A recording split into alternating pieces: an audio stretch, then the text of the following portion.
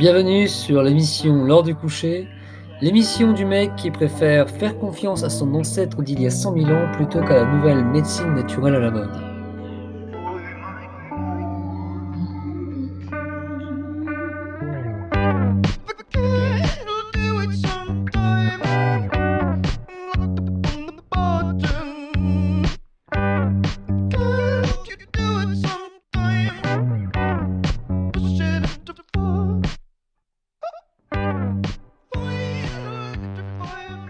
Alors bonjour, bonsoir à tous, c'est Antoine et c'est moi qui sera votre hôte pour cet épisode ainsi que pour tous les suivants.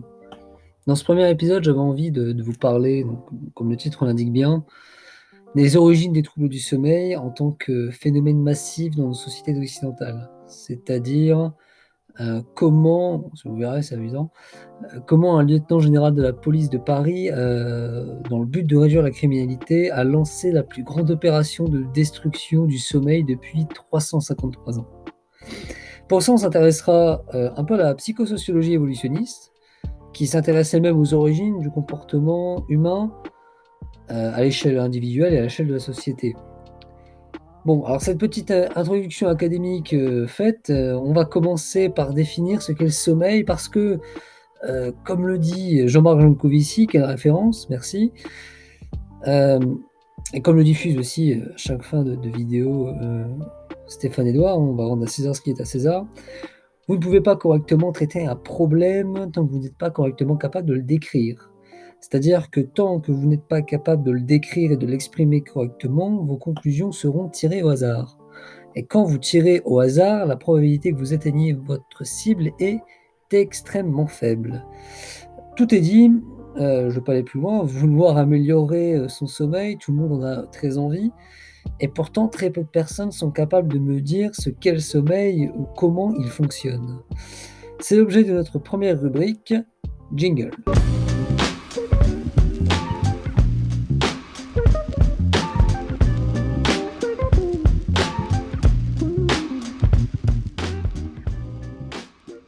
Ok, très bien. Alors, première rubrique, qu'est-ce que le sommeil? C'est la question est vite répondue, hein, comme dirait l'autre. Le sommeil est un état alternatif de conscience dans lequel vous avez perdu contact avec le monde réel tout en conservant une sensibilité et une réactivité, évidemment bien que réduite, notamment au bruit, au contact et aux odeurs. Voilà. De l'autre côté, c'est pas un état d'inconscience, parce que dans l'inconscience, vous perdez complètement au moins une des 2 facultés que je viens de mentionner, c'est-à-dire que soit vous n'êtes plus sensible, soit vous ne pouvez plus réagir, ou soit les 2. Voilà. Donc c'est une rubrique très courte, parce que je m'arrête ici, hein.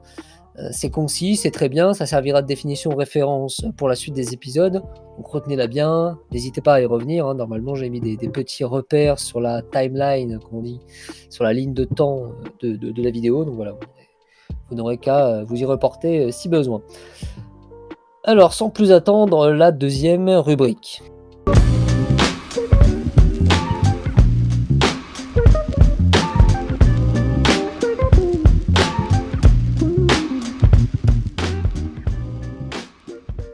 Les origines des troubles du sommeil, de vos troubles du sommeil, c'est le cœur de cette vidéo, de cette émission, c'est le nom de cette deuxième rubrique.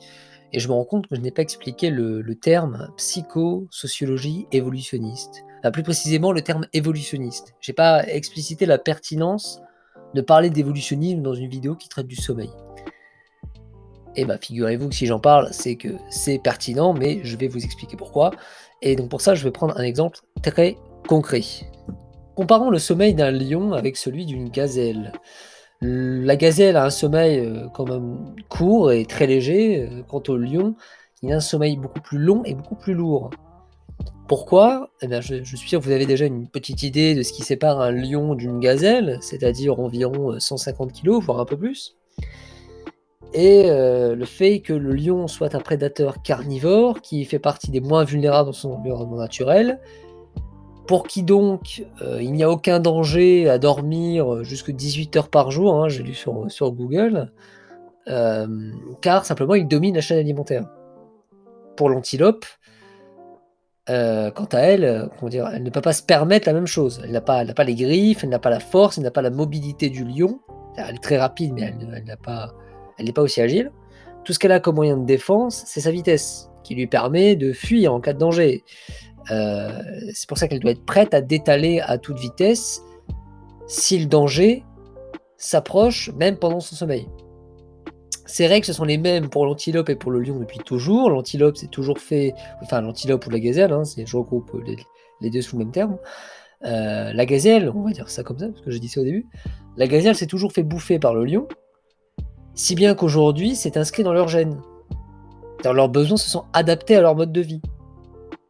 J'espère que je me fais bien comprendre, enfin, en quoi c'est important, parce qu'en fait, simplement, toutes les gazelles qui étaient un peu flemmardes et qui dormaient, on va dire, je vais dire une connerie, mais plus de 4 heures par jour, bah, eux se faisaient manger par le lion et donc, bah, ne survivaient pas, enfin, c'est oui, évidemment, parce qu'elles se font bouffer, oui, ne se reproduisaient pas et du coup, le caractère, dormir longtemps ne se transmettait pas.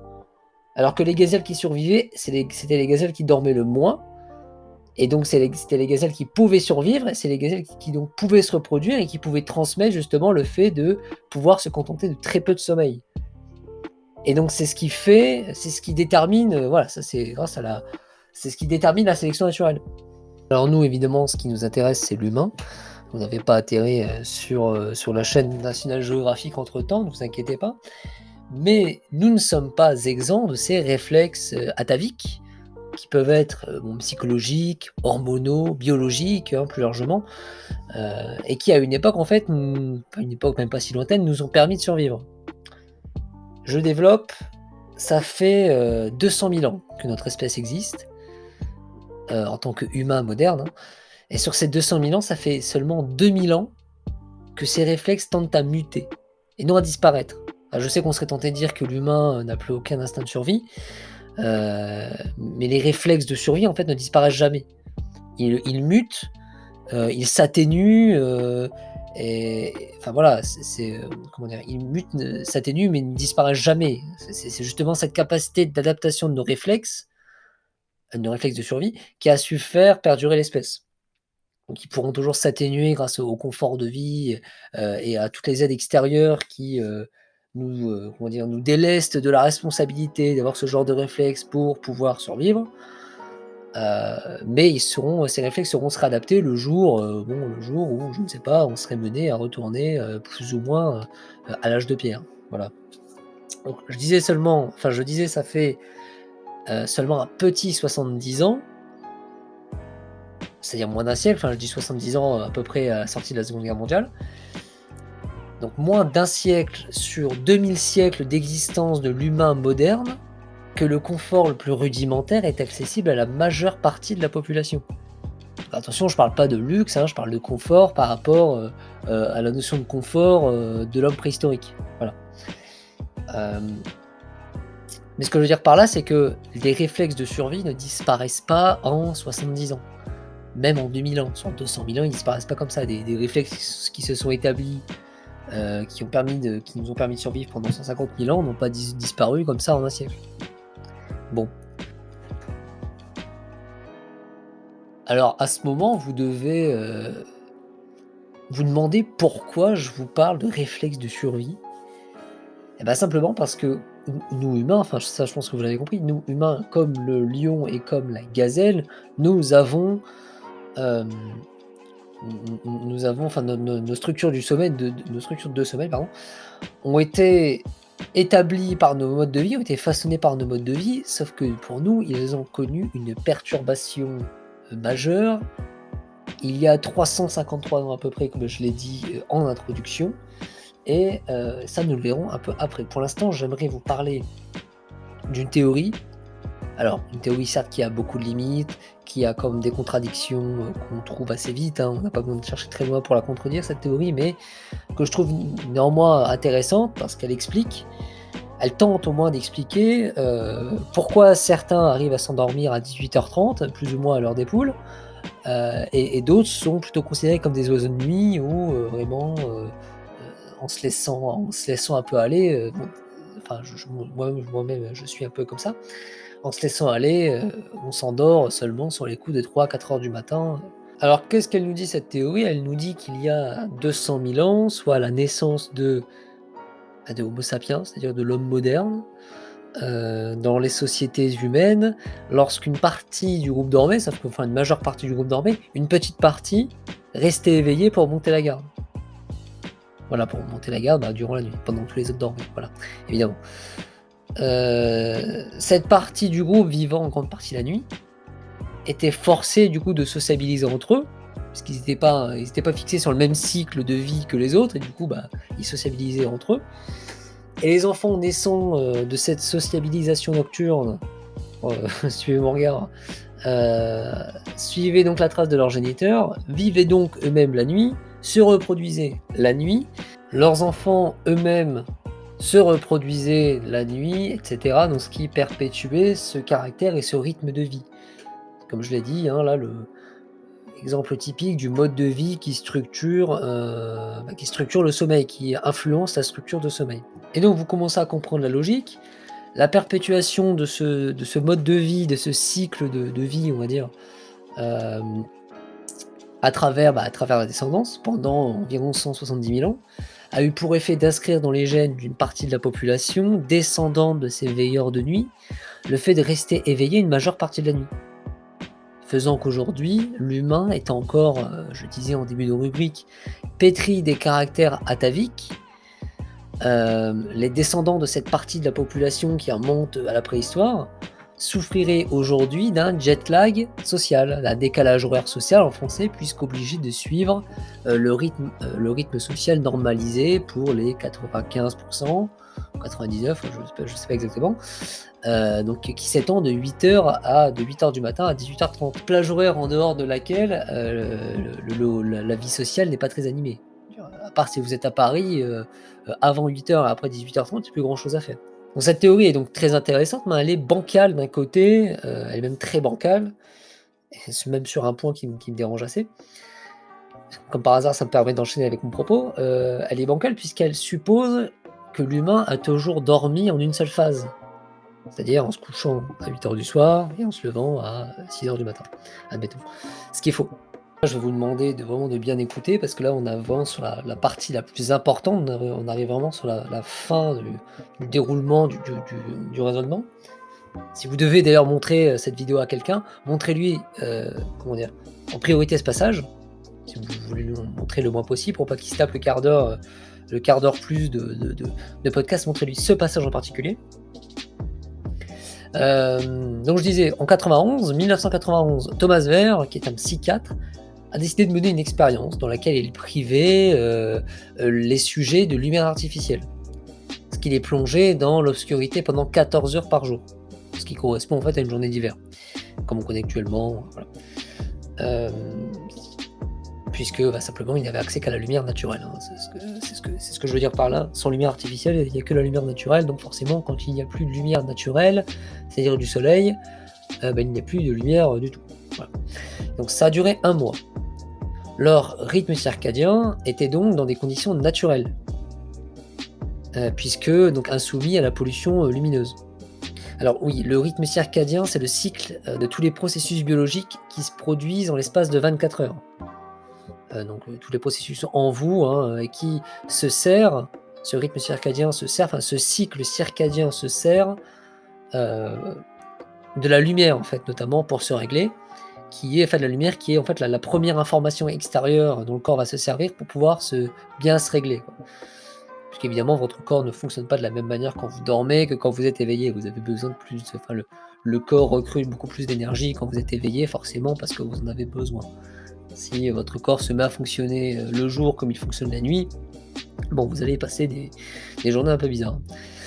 Alors revenons à nos amis. Oui d'ailleurs, pour le cycle circadien, je vais y dédier un épisode parce que il y a quand même pas mal de choses à dire là-dessus. Je ne sais pas si tout le monde sait ce que c'est, donc j'y dédierai un épisode. Je pense même d'ailleurs que ce sera le prochain. Enfin, on verra. Donc revenons à nos amis sans lumière artificielle. Au bout d'un mois, en fait, ce qu'on a vu, c'est que leur sommeil était devenu, ou plutôt redevenu, biphasique, c'est-à-dire en 2 phases. La première phase, le premier sommeil au début de la nuit, pendant 3 à 5 heures, avec un temps d'endormissement d'environ 1 à 2 heures.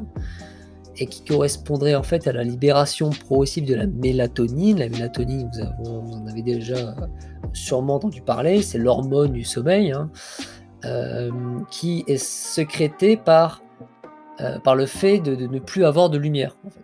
Dès que vous vous retrouvez dans le noir, c'est une hormone que vous sécrétez parce qu'en fait, bah, voilà, encore une fois, hein, dans l'évolution, une fois que l'humain était plongé dans le noir, ça voulait dire que c'était la nuit, ça voulait dire qu'il était l'heure de dormir. Et c'est cette hormone la sécrétion de cette hormone qui est perturbée par toutes les lumières artificielles, les écrans, les ampoules, et cetera. Donc je disais, un temps d'endormissement de 1 à 2 heures qui correspondait à la libération progressive de la mélatonine et à l'arrêt de sécrétion de l'histamine. L'histamine, c'est une hormone, si vous voulez, qui vous maintient en éveil. Voilà. Et on a remarqué en fait en faisant des tests, hein, que quand le corps s'endort, petit à petit, le corps sécrète de la mélatonine et diminue jusqu'à couper la sécrétion d'histamine. Voilà. Et le tout étant provoqué justement par la diminution de la lumière due au coucher du soleil. Voilà. Alors ces 3 à 5 heures passées, ces gens se réveillaient et restaient donc éveillés pendant 1 à 2 heures. Voilà, donc il y a 1 à 2 heures où ils étaient éveillés comme ça en pleine nuit, et ils se rendormaient au bout de 1 à 2 heures, hein, comme j'ai dit, pendant 3 à 5 heures. Donc une deuxième phase de sommeil, 3 à 5 heures, puis ensuite réveil au petit matin, etc. Donc la thèse était posée. Le sommeil de nos anciens, pas si anciens en fait, était biphasique. C'est-à-dire que l'humain, à l'état de nature, l'humain dort en 2 phases et pas en une seule. Alors une dizaine d'années se passent après ça. On est en 2001 et Roger Ekirch, donc un historien, rend un travail colossal, un travail qui a duré 16 ans, un travail colossal sur la question. Et bah, déjà c'est assez drôle parce que quand il commente, un des commentaires sur son travail revient à dire qu'en fait, c'est un travail de collection de références. C'est un travail, certes, qui a duré 16 ans, c'est colossal, ça a fait progresser ça a pas mal fait progresser la recherche, mais quand il commente son travail, il dit: «Bah oui, mais en fait, tout était sous nos yeux, quoi». Et pour dire ça, il cite 2 passages, notamment 2 passages de 2 livres qui sont bien connus, donc Don Quichotte de Cervantes et j'ai oublié le nom, mais un bouquin de Dickens. De toute façon, tout est dans la description en termes de références, en termes de sources. Alors je sais pas, là j'ai les passages en anglais, donc je vais vous les traduire. Alors donc chez Dickens, on a, il le savait, même dans l'horreur dans laquelle il s'était couché, à son premier sommeil. Bon voilà, et je vous lis pas la suite, et cetera. Donc là, on fait bien la référence à un premier et donc à un deuxième sommeil, hein. S'il y a un premier sommeil, il y a forcément un deuxième sommeil. Et chez Don Quichotte, en fait, on disait que Don Quichotte suivait la nature et était satisfait de son premier sommeil, qu'il n'en sollicitait pas d'autre. Voilà, comme pour Sancho, il n'en désirait jamais un deuxième, et cetera. Voilà, le 1er lui suffisait à rester éveillé jusqu'au matin. Voilà. Donc on fait bien pareil encore une fois ici, on parle bien de 2 sommeils, on parle d'un sommeil sur 2. Donc avec ces 2 extraits, en fait, on remarque la similitude des structures du sommeil entre le XVIIe siècle espagnol, parce que Don Quichotte c'est XVIIe siècle en Espagne, et le XIXe siècle anglais. Charles Dickens, 1840 je crois pour le passage que je viens de citer. Ce qui démontrerait en fait que le biphasisme du sommeil ne serait pas une espèce d'épiphénomène propre à un climat ou à une certaine époque, ou même à une certaine caste, on ne sait pas, une certaine pratique de la bourgeoisie, ou bien du peuple, ou je ne sais quoi. Mais c'est pas en fait le plus intéressant. Le plus intéressant, c'est de savoir qu'est-ce qu'on y faisait pendant ces 2 heures où l'on était éveillé. Et ben on découvre en fait on découvre pourquoi certaines activités humaines sont ancrées dans la conscience collective comme des activités nocturnes qui se pratiquent au même endroit où l'on dort. Qu'est-ce qui vous vient à l'esprit? Qu'est-ce que l'on fait, ce qu'on a le temps de faire la nuit pendant 1 à 2 heures? Bon, 2 heures c'est un peu beaucoup, mais 1 à 2 heures. Bah, le sexe, évidemment. C'est vrai que la question se pose, pourquoi à l'origine, est-ce que l'on a une prépondérance à se reproduire la nuit? parce que l'humain est un animal diurne, il vit le jour et pourtant, bah, il se reproduit la nuit. Et de plus dans la chambre à coucher. Pour nous, ça nous paraît, ça nous paraît évident, hein, mais il faut quand même y réfléchir. Une maison est divisée en pièces, en plusieurs pièces en fait qui correspondent aux différents besoins humains. La salle de bain pour l'hygiène, la chambre pour le sommeil, la cuisine pour préparer à manger, le salon, comme salle de vie, bon les toilettes aussi évidemment. Et pourquoi il y a pas une pièce annexe dédiée à la reproduction? Si ça nous paraît tellement inné, tellement, naturel de faire l'amour et de se reproduire dans la chambre, c'est parce que ça fait 200 000 ans que l'on fait ça. 200 000 ans qu'on fait l'amour avec son partenaire à l'endroit où on dort. Et qu'en fait, on s'est, encore une fois, programmé par le mode de vie, et par la pratique à fonctionner de la sorte. Alors on me dira que je suis, freudien parce que voilà, mais je pense que c'est pour ça que la chambre à coucher est une pièce dans laquelle pas tout le monde, à part ses occupants, y pénètre. Il y a toujours quelque chose d'un peu d'inconfortable, à rentrer dans une chambre, qui n'est pas la nôtre, ni celle de notre partenaire, de nuit, dirons-nous. Heu, c'est parce qu'en fait, la pièce est imprégnée de l'intimité qui existe entre 2 personnes qui couchent ensemble. Et enfin, je trouve ça quand même relativement intéressant de voir un peu toutes les ramifications qu'il y a dans l'influence des structures du sommeil jusque dans des trucs aussi élémentaires que la reproduction, que le sexe. Enfin bref, la minute, coquine passée, hein, on va voir, comment réellement est-ce qu'on est passé d'un sommeil biphasique à un sommeil, monophasique, c'est-à-dire en 2 phases et une seule phase, celui que l'on connaît actuellement. Alors en 2 mots plutôt, enfin en 3 mots en fait, enfin bref, éclairage public, industrialisation. Voilà. Alors pour l'éclairage public, bon ça a été créé en 1667, hein, d'où la mention des 353 ans au tout début d'épisode. Donc un lieutenant général de la police de Paris, hein, Gabriel Nicolas de Laraigny, met en place l'éclairage public pour diminuer en premier lieu la criminalité. Puisque, bah, oui, quand les rues sont éclairées forcément, il y a moins de crimes qui se passent pour des raisons, assez évidentes. C'est pas notre sujet. Bon. Bon à ce niveau-là, il y a un très faible impact sur le sommeil, mais c'est la naissance de la pollution lumineuse dans les rues. Voilà. D'ailleurs, première ville d'ailleurs, ça c'est fait à part, mais Paris a été la première ville en fait du monde à mettre ça en place, à mettre l'éclairage public en place. Ce qui est intéressant de savoir, c'est qu'à l'époque, ce n'était pas bien vu de rester éveillé la nuit. Les gens qui restaient éveillés la nuit, c'était, les prostituées, les criminels et plus largement les marginaux.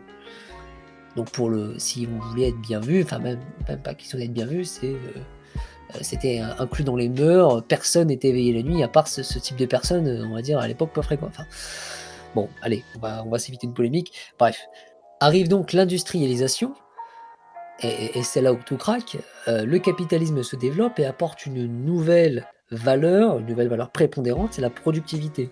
Il faut être productif. L'industrialisation et la révolution industrielle, c'est, l'amélioration de la vitesse, de la quantité, de l'efficacité des moyens de production.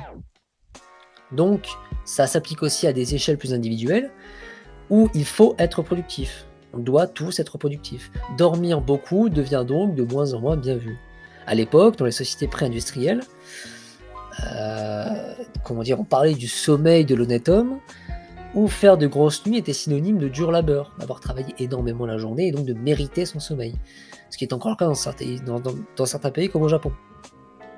Alors que là, comme il faut être productif, plus vous dormez, moins vous avez le temps d'être productif. Enfin, moins vous avez le temps de travailler et donc d'être productif, et donc c'est de moins en moins bien vu. C'est également le développement de la vie mondaine nocturne.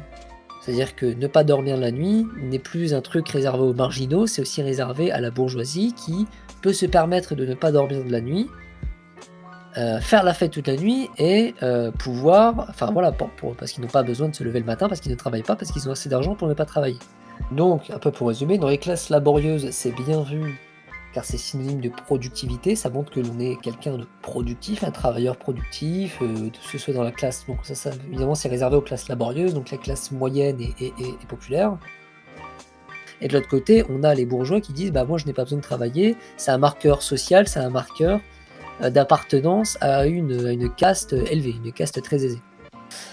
Donc on se couche de plus en plus tard également, puisque, bah, la vie mondaine se développe et cetera. C'est également la conver enfin, c'est multifactoriel parce qu'en fait, on a aussi la convergence des populations dans les villes, de plus en plus de monde qui habite dans les villes. Du coup, bah, les villes s'agrandissent, hein, aussi, on construit aussi énormément. Il y a de plus en plus d'éclairage dans les villes, il y a de plus en plus de bruit dans les villes, donc on dort de moins en moins bien, on se couche de plus en plus tard, il y a de plus en plus aussi d'activités. Parce que forcément, quand il y a une activité qui se développe, heu, pour les gens qui ont plus d'argent, il y a aussi une activité qui se développe, comment dire? Bah, pour les classes les moins aisées, hein, je veux dire les bars, et cetera, il y en avait pour tous les goûts, pour les plus aisés et pour les moins aisés. Heu et donc, bah, voilà, et donc dans tout ça, la pollution lumineuse bat son plein, la pollution auditive bat son plein, enfin la pollution auditive, la pollution, oui, auditive, heu, bat son plein, la mélatonine, la sécrétion de la mélatonine, est attaquée. Et aussi, comme on dort de moins en moins, on dort en un seul bloc. Je sais pas si je l'ai dit, mais forcément avant, le fait de dormir, on dormait 12 heures par nuit, puisque 2 heures d'endormissement, première phase 4 heures, 2 heures de réveil, 4 heures, donc ça fait 12 heures au total. Puis enfin, ouais, 2e phase de 4 heures, ça fait 12 heures à rester allongé. Il faut avoir le temps de dormir, voilà. Alors que là, bah, comme on a moins le temps de dormir, bah, on dort en un seul bloc. On dort une seule fois, on dort une seule phase, une phase plus longue. On avance un peu dans le temps et l'arrivée des écrans, ici, vient parachever en fait, bah, le parasitisme de la lumière artificielle dans nos foyers, puisque là, heu, encore avec la lumière, enfin les ampoules et cetera, une fois qu'on appuie sur le bouton, il n'y a plus de lumière, mais la télé, les écrans et cetera qui arrivent dans les foyers, ça devient vraiment l'excuse, enfin une nouvelle raison de rester éveillé une fois que le soleil est couché. On regarde le film du soir, on regarde tout ça. Je pense qu'on peut conclure ici ce premier épisode. Je finirai juste en disant que tout ça, vous l'aurez remarqué, vous en avez tiré les conclusions, ce n'est pas innocent dans l'explosion de l'anxiété, de l'insomnie. Être éveillé, à chaque fois au milieu de la nuit, avant, ça permettait à énormément de monde, ça permettait en fait à tout le monde d'avoir des périodes où, à part le sexe, même si ça en fait partie, on avait chaque nuit l'occasion d'une relaxation éveillée. On avait l'occasion de se détendre, éventuellement de prier, qui est la, on va dire, la forme occidentale de méditation.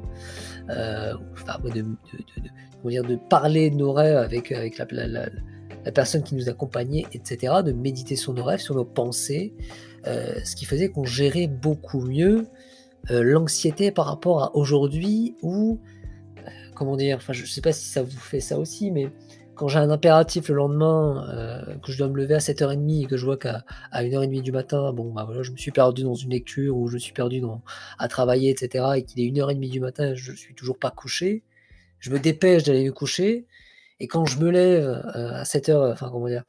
Et que je me lève à 7:30 complètement fatigué, c'est la panique. Donc c'est la panique au moment de me coucher, c'est la panique au moment de me lever, je n'ai pas le temps d'avoir une petite pause au milieu, quoi. Entre temps, je dors et je dors mal, parce qu'en même temps, je dors peu. Et donc en fait, aujourd'hui, on a perdu voilà, ce moment de détente éveillé qu'on avait systématiquement, c'est-à-dire chaque nuit. Ce qui est intéressant, c'est de voir aussi que cette démonstration invalide la définition de l'insomnie selon le DSM-5, donc c'est la bible de tous les troubles, psychiques, alors évidemment qui, je le sais bien, est construit sur nos standards actuels, mais qui définit en partie l'insomnie comme une incapacité à rester endormi toute la nuit. Alors qu'en fait, se réveiller en pleine nuit correspond à un réflexe naturel, du corps qu'on a depuis plus de 150 000 ans. Et qu'il ne faut pas chasser, mais qu'il faut plutôt, enfin je pense, qu'il faudrait plutôt exploiter à la manière où nos ancêtres le faisaient. En fait, en passant du temps avec notre partenaire, en prenant le temps de méditer à notre manière, hein. La méditation, c'est quelque chose de très libre, hein, de juste penser et voilà, de prendre le temps de se relaxer. C'est la nuit, ça fait partie du cycle de sommeil, c'est normal, voilà. Si j'avais une dernière chose à vous dire, c'est pour vous qui me suivez, pour vous qui me regardez actuellement, qui m'écoutez plutôt, si cela vous arrive de vous réveiller en pleine nuit, et je sais que c'est très courant, surtout ne paniquez pas, car c'est bon signe. Vous l'avez compris, cela veut dire que votre corps n'a pas encore été totalement parasité par, la pollution lumineuse. Faites confiance à votre corps et à 200 000 ans d'évolution. Ne vous levez pas. Ne prenez surtout pas votre téléphone pour aller blablater sur je ne sais quel groupe Facebook ou pour aller regarder ce qu'il se passe sur YouTube. Pensez à vous. Couchez-vous plus tôt pour pouvoir prendre le temps de rester éveillé comme ça quelques instants en pleine nuit. Encore une fois, c'est normal. Mais surtout, j'insiste, laissez à tout prix les écrans éteints. Prenez le temps de respirer calmement à l'abri de l'agitation du quotidien et de ce monde dégénéré. Merci d'avoir suivi cet épisode. N'oubliez pas de laisser un j'aime, n'oubliez pas de vous abonner. Il y a mon chat qui me rend visite. Vous pouvez toujours consulter mon site internet qui sera en barre d'infos si vous souhaitez donc consulter du contenu qui traitera des mêmes thématiques, donc de l'anxiété et de l'insomnie. Et n'oubliez pas également, si vous voulez aller plus loin, de consulter l'onglet Un mois pour reprendre le contrôle de son sommeil. D'ici là, je vous dis à la prochaine, prenez soin de vous.